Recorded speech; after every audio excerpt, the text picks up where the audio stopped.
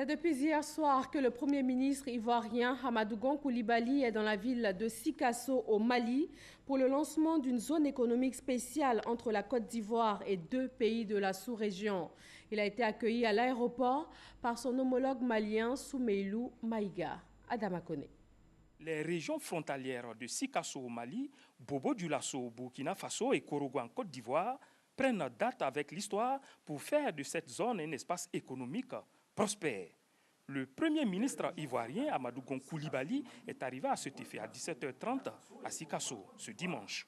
Cette visite, vous le savez, intervient après une visite officielle du président Ibrahim Boubacar Keïta donc en Côte d'Ivoire, à l'invitation de son frère aîné, le président de la République de Côte d'Ivoire, son Excellence M. Alassane Ouattara.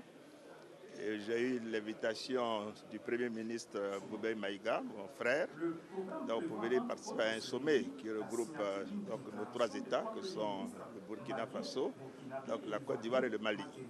Nous venons donc travailler sur la zone appelée Escabo.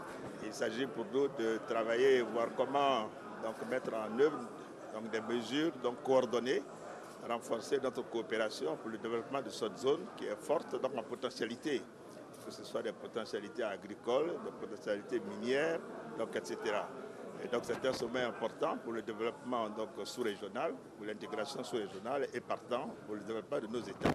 Les impacts du projet de la zone Escabo, entendez, Sikasso, Korogo, Bobo-Dioulasso, sont clairs. Ce sommet a été précédé donc, par un festival donc, du balafon.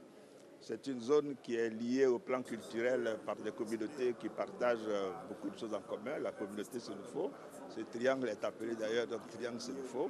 Nous appuyons donc sur ces bases culturelles. Nous pensons qu'au niveau des échanges commerciaux donc, entre les différentes régions, beaucoup de choses en seront donc facilitées.